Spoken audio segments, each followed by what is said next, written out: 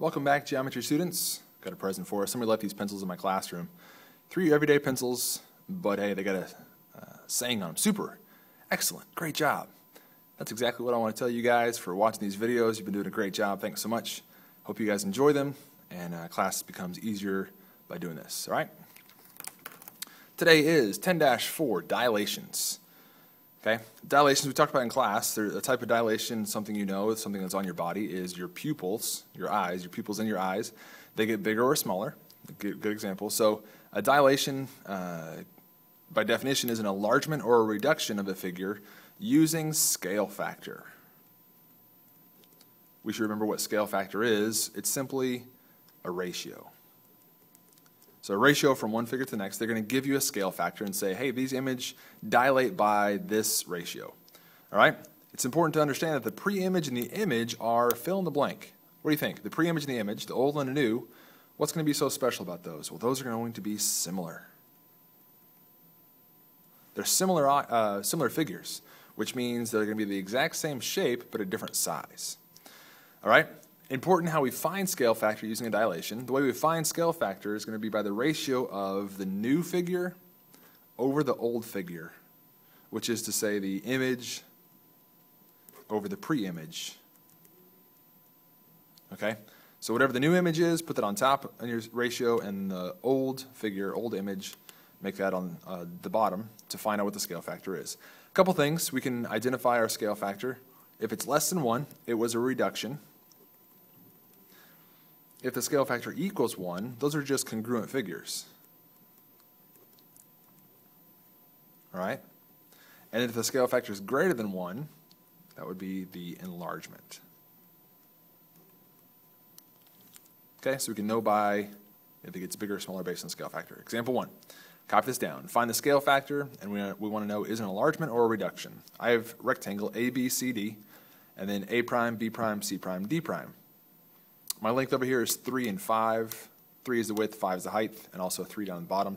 And then 30 is the height of my second rectangle, and then 18 is the width. All right? So I want to find scale factor. I find scale factor by taking the ratio of new over old. All right? So which one's the new one? Is it the smaller one or the big one? Since we got this prime here on A prime, that's going to be the new one. So take a side. I'm going to compare 30 and 5. It helps us circle your corresponding sides.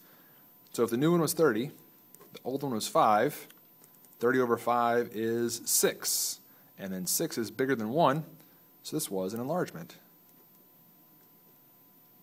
Obviously, it got bigger. Example 2.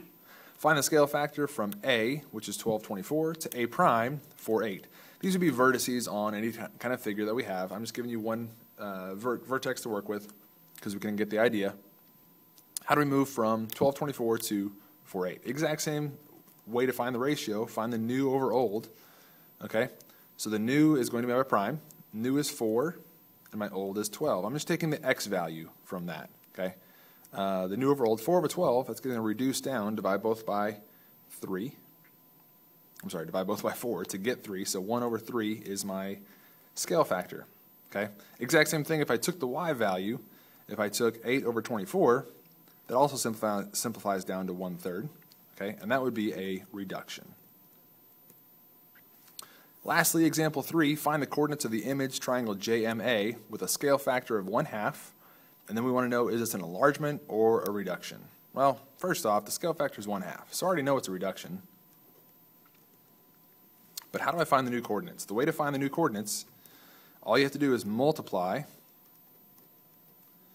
coordinates by the scale factor.